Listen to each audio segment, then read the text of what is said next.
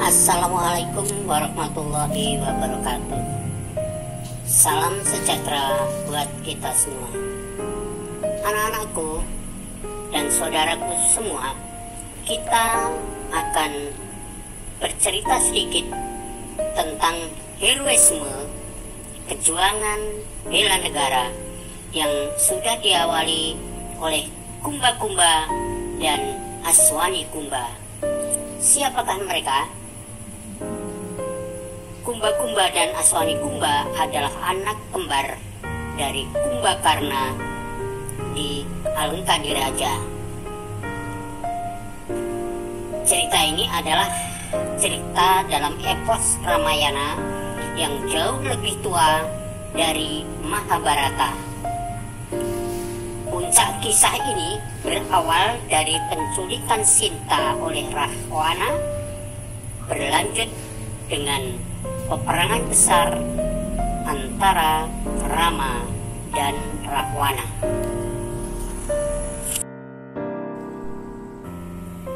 Sebelum masuk di cerita heroik ini, mohon saudaraku menekan like, subscribe, dan tombol lonceng bagi yang belum, agar selalu menerima informasi dari kami. Terima kasih. Dendam kesumat bercampur duka mendera Prabu Dasamuka setelah mengetahui Indrajit putra kesayangannya tewas diperdaya oleh Wibisana, adiknya sendiri. Begitu juga Narpatinya, satu persatu telah gugur di tangan pasukan Pancawati. Sedangkan pasukan raksasanya sudah banyak yang diganyang oleh para wanara di bawah pimpinan Sugriwa. Dalam kekalutannya, Rahwana teringat adiknya yang sedang menjalani bertapanendra atau bertapa tidur di Gunung Gohkarna. Sekarang hanya Kumbakarna lah adik satu-satunya yang bisa diandalkan Rahwana. Untuk itu Rahwana segera memerintahkan prajuritnya untuk berangkat ke Gunung Gohkarna membangunkan adiknya, yaitu Kumbakarna. Namun usaha membangunkan Kumbakarna adalah sia-sia belaka. Tapanedranya tidak bisa dibatalkan oleh siapapun. Hal ini membuat Rahwana makin murka dan kalap, sehingga mengirim utusan ke pertapan Lebur Gangsa untuk menjemput Kumba-Kumba dan Aswani Kumba untuk diangkat menjadi senopati menggantikan ayahnya yang sedang bertapa. Kumba-Kumba dan Aswani Kumba adalah putra kembar Kumbakarna dengan Dewi Kiswani. Keduanya sangat dikdaya, ampuh, kuat, dan sulit dikalahkan selama mereka tidak saling berjauhan, karena sejatinya mereka ini adalah satu jiwa dalam dua wadah. Dewi Kiswani sebetulnya tidak mengizinkan kedua anaknya berangkat perang menggantikan ayahnya, karena meskipun keduanya berbadan besar tetapi sebenarnya usianya masih sangat muda, belum memiliki pengalaman dalam bertempur. Lagi pula Kumbakarna telah berpesan agar kedua putranya menjaga pertapaan Lebur Gangsa selama bapaknya menjalani tapanendra. Namun Rahwana yang sudah kehabisan akal tetap memaksa agar kedua anak Kumbakarna bersedia melakukan bela negara menggantikan Kumbakarna. Melalui bujuk rayu dan cuci otak yang dilakukan Rahwana, akhirnya mereka berdua bersedia berangkat sebagai Narpati, bukan untuk mendukung ambisi kuatnya Rahwana, tetapi demi membela negara. Kita lanjutkan heroiknya kejuangan bela negara oleh Kumba-Kumba dan Aswani Kumba. Kita ikuti terus yuk. Rahwana semakin berduka setelah melihat kematian keponakan kembarnya yang tragis. Kini saatnya Satria Alengka yang tertidur di Gunung Gohkarna harus dibangunkan, begitu pikir Rahwana. Segeralah dibawa pasukan terkuat Alengka di bawah pimpinan langsung Rahwana berangkat menuju pertapan Lebur Gangsa untuk memberitahu Dewi Kiswani tentang kematian kedua putra kembarnya dan sekaligus akan meminta izin untuk membangunkan Kumbakarna dari tapa tidurnya. Tidak lupa dalam arak-arakan upaya membangunkan Kumbakarna itu, dibawalah trompet, genderang, dan tambur dengan harapan Kumbakarna akan terganggu dan terbangun dari tidurnya. Arak-arakan itu dikomandani langsung oleh sang teja mantri Alengka, yaitu Togok. Setelah sampai di pertapan Lebur Gangsa, sedihlah hati Dewi Kiswani mendengar berita kedua putra kembarnya telah tewas secara mengenaskan. Dewi Kiswani juga tidak tahu bagaimana caranya memberitahu Kumbakarna, suaminya, tentang kematian kedua putra kesayangannya itu. Rahwana mengatakan bahwa dialah yang bertanggung jawab atas kematian Kumba-Kumba dan Aswani Kumba dan berjanji akan segera memberitahu Kumbakarna. Oleh sebab itu Rahwana minta izin ke Gunung Gohkarna untuk membangunkan adiknya. Sesampainya rombongan di Gunung Gohkarna, dilihatnya seorang raksasa bertubuh tandun sedang tertidur dengan pulas. Bahkan dengkurannya sangat keras memekakkan telinga. Rahwana memerintahkan teja mantri Togok agar pasukan genderangnya segera membunyikan semua alat-alat musik dekat telinga Kumbakarna. Tetapi karena suara trompet, genderang, dan tambur tidak cukup untuk mengusik tidur Kumbakarna, hal ini membuat Rahwana semakin murka. Dia memerintahkan pasukan terkuatnya untuk memukuli tubuh Kumbakarna dengan gada-gada terbesar. Namun usaha itu pun juga sia-sia, bahkan Kumbakarna semakin nyenyak saja tidurnya karena serasa dipijat seluruh tubuhnya. Melihat hal ini, Togok meminta semua untuk menghentikan upaya membangunkan Kumbakarna dan semua diminta menjauhi tubuh Kumbakarna. Lalu mendekatinya lah jempol kaki Kumbakarna oleh Togok dan dicabut wulu cumbunya. Begitu tercabut wulu cumbu jempol kakinya, Kumbakarna langsung tersentak bangun dan secara refleks menghempaskan tangan dan kakinya menahan rasa sakit jempol kakinya, hingga sang teja mantri terlempar jatuh dan pohon-pohon di dekat Kumbakarna pun tumbang akibat hempasan kaki dan tangan Kumbakarna. Hampir saja marah karena ada yang telah berani membangunkan tidurnya. Tetapi begitu melihat Rahwana, redalah amarah dan segera bangun mengaturkan salam kepada kakaknya. Kumbakarna begitu senang melihat kedatangan kakaknya di pertapaannya. Apalagi Rahwana telah menyediakan 5 gerobak penuh makanan kesukaan adiknya yang tentunya sangat lapar setelah terbangun dari tidur panjangnya. Setelah Kumbakarna menyantap habis semua makanannya, barulah Rahwana mengatakan maksud kedatangannya ke Lembur Gangsa. Rahwana meminta agar Kumbakarna mau mengangkat senjata untuk membela Alengka yang hampir diambang kehancuran. Kumbakarna sedikit terkejut karena baru tahu kalau perang Alengka sudah pecah. Namun Kumbakarna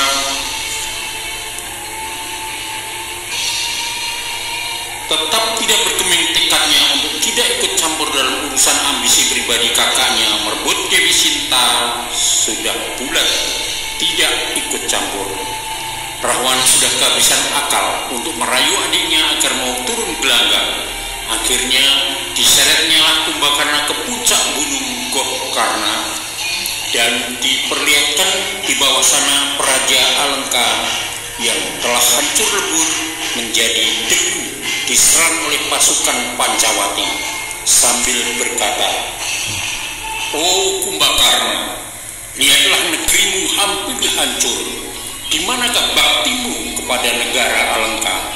Sementara negerimu diinjak-injak oleh penjajah Ramawijaya dan saudara-saudaramu telah mati terbunuh oleh Wadya Balamunyuk, pimpinan Sugriwa, Anggada dan Anuman. Sementara engkau masih enak-enakan tidur dan makan, bahkan kedua anakmu yang masih muda belia pun rela meregang nyawa demi membela Alengka. Engkau tetap tidak mau mengangkat senjata? Kata-kata terakhir Rahwana bagai membakar jiwa dan raganya. Dia sempat tidak percaya ucapan kakaknya tentang kedua putranya. Kumbakarna mencoba bertanya kepada Dewi Kiswani istrinya, karena dia sudah berpesan agar Kumba-Kumba dan Aswani Kumba tetap ada di pertapaan menunggu hingga dia terbangun. Tentu saja tanyanya tidak dengan HP. Dia sudah sampai di rumahnya dalam cerita ini. Dewi Kiswani tidak berani menatap Kumbakarna. Dia hanya mengangguk perlahan membenarkan apa yang telah dikatakan oleh Rahwana. Mendengar kebenaran kedua putra kembarnya telah tewas, meraunglah Kumbakarna sedari-jadinya, hingga suara raungannya menyayat hati hingga terdengar di perkemahan Suelagiri. Wibisana sangat khawatir dengan amarah Kumbakarna. Dia mengenal betul kakaknya itu. Meski dia tidak menyukai kekerasan, tetapi apabila sudah murka, dewa pun tidak bisa menghalanginya. Kumbakarna sontak memerah wajahnya, menahan amarah begitu dalam atas kematian kedua putranya yang sebenarnya belum layak turun ke medan laga. Dia segera meminta Kiswani istrinya agar dia menyiapkan baju perangnya, dan dia berpesan agar istrinya juga menyiapkan upacara kematian bagi dirinya, karena dia akan bertempur hingga titik darah penghabisan, mengusir perusuh dari negeri Al-Kadiraja dan mencari pembunuh kedua putranya.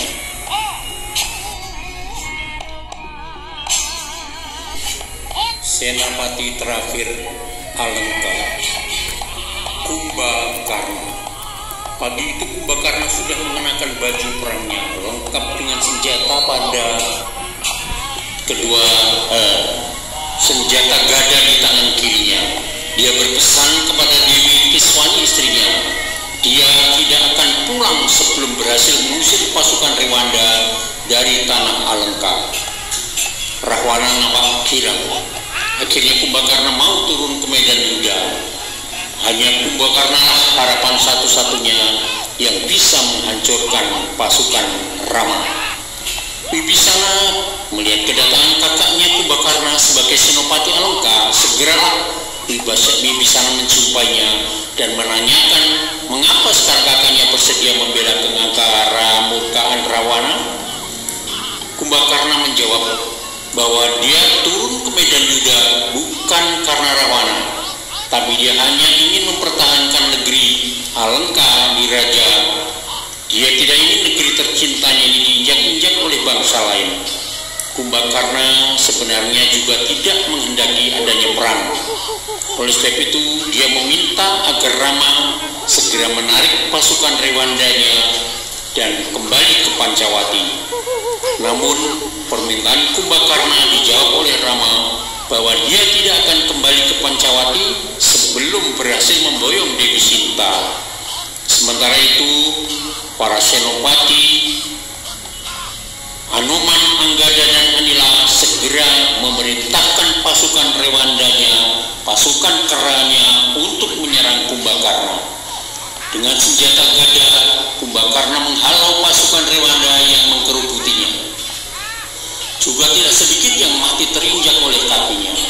Melihat hal ini, Rama segera melepaskan panah saktinya yang bernama Guna Wijaya, tepat memutus lengan kiri Kumbakarna dengan harapan Kumbakarna akan mundur dan masih bisa hidup hanya dengan satu tangan. Namun ternyata Kumbakarna tidak menghiraukan lengannya yang putus. Dengan satu tangan, Kumbakarna masih bisa memberikan perlawanan yang dahsyat. Ratusan kera tumbang oleh Kumbakarna yang berlengan satu. Lalu dilepaskannya panah Gunawijaya untuk kedua kalinya oleh Sri Rama dan tepat memutuskan lengan kanan Kumbakarna. Kini Kumbakarna berdiri tanpa kedua tangannya. Dia pantang mundur dan maju menyerang dengan menggunakan kedua kakinya. Ratusan kera sudah banyak yang mati diinjak-injak olehnya. Akhirnya Rama melepaskan lagi panah Gunawijaya yang langsung memutus kedua kaki Kumbakarna. Seketika tubuhnya limbung terlepas dari kakinya dan menimpa puluhan kera. Kumbakarna hanyalah tinggal kembung dan kepala saja sambil mengerang kesakitan. Dia masih berusaha memberikan perlawanan yang terakhir dengan mengguling-gulingkan tubuhnya menerjang dan menimpa ribuan pasukan kera. Melihat kondisi kakaknya yang mengenaskan, Wibisana merasa tidak tega dan meminta agar Rama menyudahi penderitaan Kumbakarna. Sekali lagi panah Gunawijaya dilepaskan oleh Sri Rama dan memutus kepala Kumbakarna dari kembungnya. Gugurlah Senapati Alengka yang terakhir ini.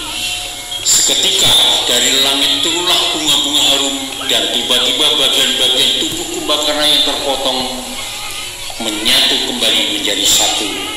Dengan tubuh yang kembali utuh seperti semula, Kumbakarna bangkit dan memberi salam kepada Rama. Setelah itu tubuhnya muksa pergi ke alam kelanggengan.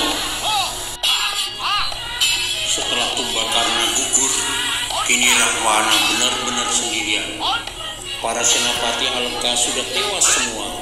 Sementara di pihak Rama belum ada satupun senopati yang gugur. Rama bersama pasukan Pancawati telah memasuki gerbang Alengka Praja. Rahwana tidak rela Alengka dikuasai oleh Rama dan menjadikan Alengka negeri jajahannya. Rahwana yang hanya ditemani Kalamarica menantang perang tanding dengan Rama.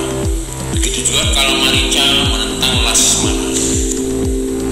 Tantangan Rahwana diterima Rama yang bersenjata gendewa dan panah Gunawijaya. Sedangkan Rahwana yang memiliki ajian Rawa Rontek dan Pancasona sangat yakin bisa mengalahkan Rama dengan mudah. Di sisi lain, Laksmana yang dendam kepada Kalamarica yang dulu pernah memperdayanya dengan menyamar sebagai kijang kencana waktu di hutan Dandaka yang mengakibatkan terculiknya Sinta, langsung menghujani dada Kalamarica dengan panah Surawijaya hingga tewas. Hembusan api ajian Rawa Rontek dilesatkan bertubi-tubi ke arah Rama. Dewa dikebaskan berkali-kali untuk menangkis serangan Rahwana. Kali ini ganti Rama memiliki kesempatan menyerang Rahwana dengan panah Gunawijayanya. Namun berkat aji Pancasona yang dimiliki Rahwana, setiap kali tewas dia akan bangkit lagi setelah tubuhnya menyentuh tanah. Hal ini berlangsung terus-menerus hingga Wibisana sangat khawatir keadaan bisa berbalik saat Rama lengah. Rahwana bisa saja mengalahkan dengan mudah. Untuk itulah Wibisana segera menyuruh Anoman mengangkat Bukit Sumawana. Di saat untuk kesekian kalinya Rahwana tewas terkena panah Gunawijaya, sebelum dia sempat bangkit, Anoman segera menindihnya dengan Bukit Sumawana. Tubuh Rahwana terjebak dalam Bukit Sumawana, dikatakan mati juga belum, hidup juga tidak. Dari dalam Bukit Rahwana berteriak memprotes Betara Guru yang telah berjanji memberi berkat kepadanya untuk tidak bisa dikalahkan oleh manusia manapun. Betara Guru pun menjawab, dalam perang tanding ini Rama memang tidak bisa mengalahkannya. Yang mengalahkannya adalah seekor kera putih yang bernama Hanuman. Mengetahui hal ini, Rahwana mengutuk tindakan Rama yang dianggap tidak satria. Secara diam-diam telah mengeroyoknya. Dia berjanji akan bangkit lagi untuk mengganggu kehidupan titisan Betara Wisnu selanjutnya. Anoman yang telah lancang ikut campur dalam perang tanding ini dihukum oleh Rama untuk menjaga Bukit Sumawana agar dipastikan Rahwana tidak bangun lagi. Nah, cerita kita terusin ya. Sampai di mana tadi? Oh iya, pertempuran sudah usai. Para Balawanara dan sebagian rakyat Alengka saling bahu-membahu membersihkan mayat-mayat dan membakarnya di tepi pantai. Wibisana hanya bisa meratapi negerinya yang dulu kaya, makmur, kini nyaris hancur lebur seperti di bumi hanguskan. Rama sudah bersiap-siap menjemput Sinta di Taman Argasoka. Namun langkahnya tiba-tiba terhenti. Terbesit keraguan akan kesucian Sinta. Masihkah Sinta yang dia cintai ini belum ternoda oleh Rahwana? Mengingat telah sekian lama Rahwana telah menyekapnya di Taman Argasoka dan memperlakukannya bak seorang ratu. Tidakkah Sinta terlena dengan bujuk rayu Rahwana? Rasa rindu untuk berjumpa istrinya yang lama dipendam Rama seketika berubah menjadi rasa cemburu yang membakar akal sehatnya. Sinta yang telah sekian lama menjaga kehormatan dirinya sebagai istri Rama merasa sakit hati mendengar keraguan suaminya. Tak disangka lelaki yang selama ini dinanti datangnya tiba-tiba menyaksikan kesetiaan cintanya.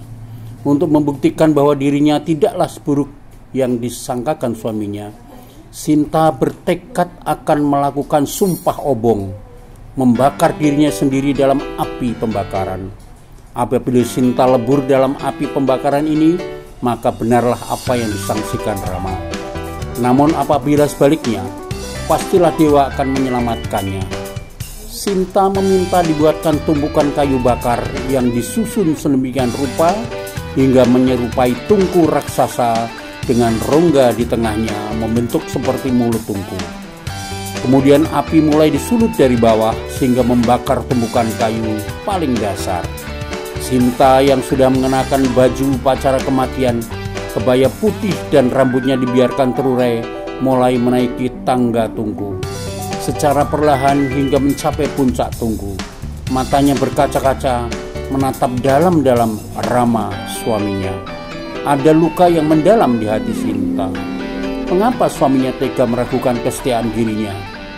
Api mulai berkobar naik ke atas. Sinta maju perlahan mendekati mulut tungku. Sekali lagi ditatap suaminya untuk terakhir kalinya.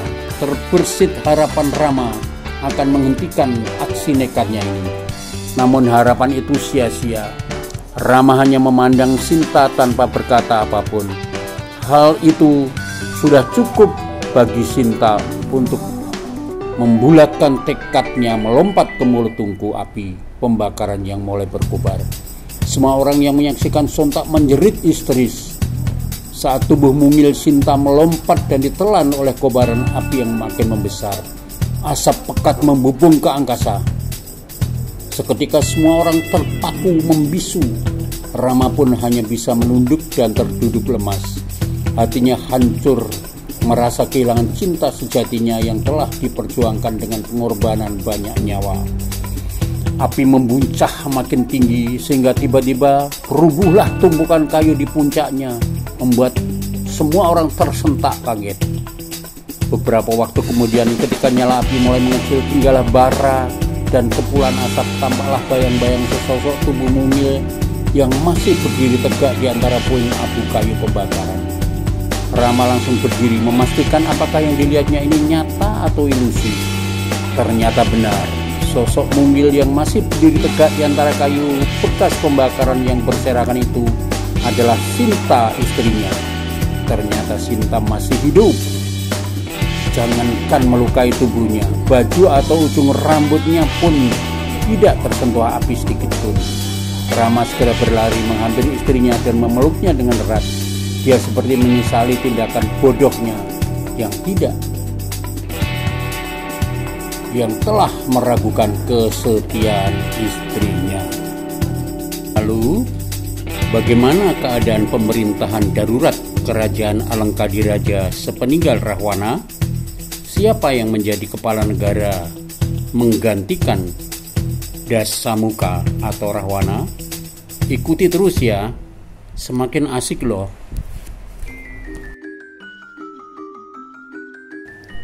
Setelah semua urusan pribadinya selesai, Rama menyerahkan Alengka kepada Wibisana dan mengangkatnya menjadi Raja Alengka, menggantikan Rahwana kakaknya.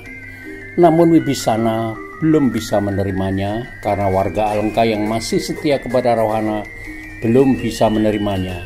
Mereka masih menganggap Wibisana sebagai pengkhianat dengan mengkudeta kakaknya sendiri untuk menjadi raja. Dia tidak ingin menjadi raja tanpa ada kepercayaan dan dukungan dari rakyat Alengka. Wibisana justru ingin Ramalah yang menjadi raja Alengka. Rama juga tidak menginginkannya karena tujuan peperangan dengan Rahwana bukan untuk merebut atau menguasai Alengka, tetapi dia hanya ingin mengambil kembali Dewi Sinta istrinya dan kembali pulang ke Ayodhya. Wibisana tetap tidak ingin menjadi raja Alengka, tetapi dia mohon izin untuk membuka kerajaan baru saja di sebelah utara Alengka. Rama menyetujuinya. Lalu Wibisana bersama pengikutnya membuka kerajaan baru yang diberi nama Singgelapura. Singgelapura, kerajaan baru dengan Raja Wibisana. Sedangkan Alengka dibiarkan menjadi daerah yang merdeka tanpa raja, sehingga makin lama kejayaan Alengka makin redup, orang semakin melupakannya. Sebaliknya kerajaan Singgelapura di bawah pimpinan Prabu Wibisana menunjukkan perkembangan yang pesat, sehingga rakyat Alengka yang dulu sangat membenci Wibisana ini memohon agar Prabu Wibisana juga sudi menjadi raja bagi mereka. Akhirnya negeri Alengka digabungkan menjadi satu dengan kerajaan Singgelapura. Kelak kerajaan Singgelapura menjadi sekutu Pandawa melawan Kurawa dalam perang Bharatayuda, sedangkan Trijatha, putri Wibisana, menjalani hidup bersama Kapi Jembawan di pertapaan Gadamadana dan memiliki seorang putri yang cantik jelita bernama Dewi Jembawati yang kelak diperistri oleh titisan Betara Wisnu. Selanjutnya dalam diri Prabu Kresna, Raja Dwarawati.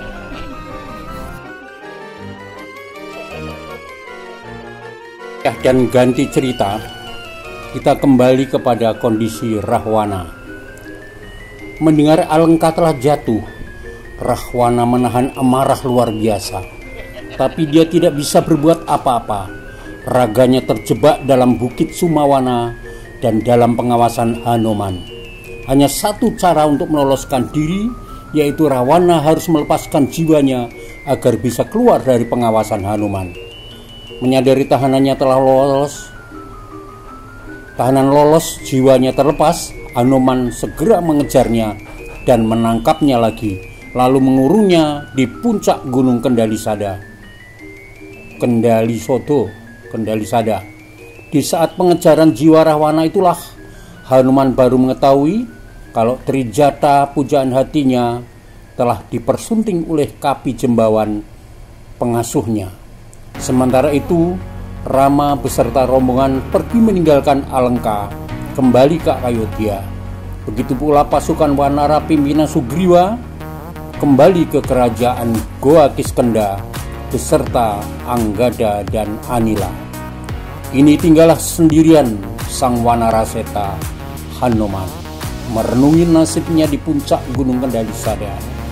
Tampak dari kejauhan Trigangga beserta Swayamprabha ibunya mendatanginya, menemui Hanuman yang terasing sendiri agar mau tinggal bersama mereka di pertapaan Gua Windu. Namun Hanuman menolaknya. Trigangga memang darah dagingnya, namun itu terjadi karena kelicikan Swayamprabha yang waktu itu telah menjebaknya. Padahal saat itu Swayamprabha masih menjadi istri kelir Rahwana. Hanuman tidak mencintai Swayamprabha, untuk itu dia tidak mau tinggal bersamanya. Hanuman tetap memilih tinggal di Kendali Sada untuk memastikan agar jiwa Rahwana tidak berulah lagi. Swayamprabha dan Trigangga diminta pulang ke Gua Windu karena Hanuman memilih menjadi pertapa di puncak gunung Kendali Sada dan bergelar Resi Mayangkara. Selanjutnya Hanuman atau Resi Mayangkara menikah lagi dengan Dewi Purwati dan melahirkan anak bernama Bambang Purwaganti. Resi Mayangkara dikaruniai panjang usia hingga dia masih hidup pada zaman Pandawa dan sempat bertemu dengan saudara tunggal bayunya, yaitu Bimasena. Demikianlah akhir cerita dari epos Ramayana karangan Walmiki yang tentunya ceritanya diadaptasi dengan wiracarita wayang Jawa. Semoga menghibur dan bermanfaat. Amato. Mohon jangan lupa ya yang belum tekan tombol like, subscribe, dan lonceng agar dapat selalu mengikuti perkembangan informasi dari kami. Terima kasih.